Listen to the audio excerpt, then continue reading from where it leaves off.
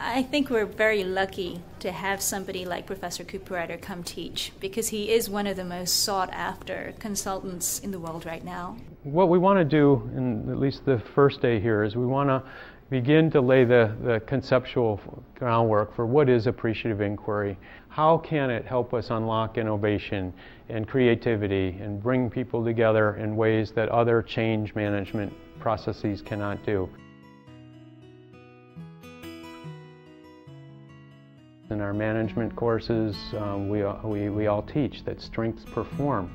But what about this simple new idea that strengths do more than perform, they transform? So many companies, they think we'll do a low morale survey to document the low morale in order to create a high engagement and highly energetic and passionate company. And it's just not going to happen. Why? All the studies in the world of low morale will not tell us one thing about what creates the high engagement, high commitment work system.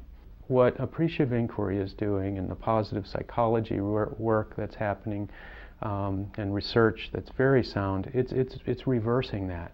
It's staying, instead of 80% of our attention on what's wrong, what's broken, on depression and so on, that leading change is all about strengths. That's all. You know, it has nothing to do with weaknesses.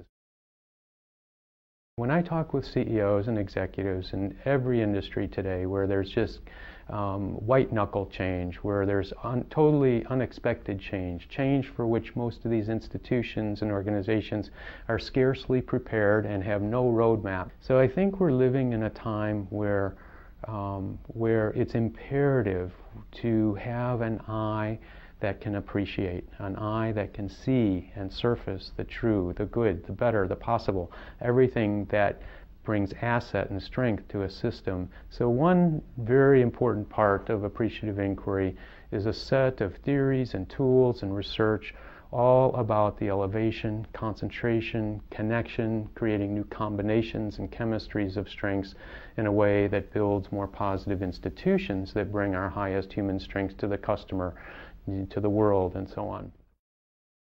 The Drucker School, I think, is a very, very fertile place for this kind of thinking, because Peter Drucker, he really did feel that management and business and the kind of management that he was talking about, that it is probably the most positive force in a society.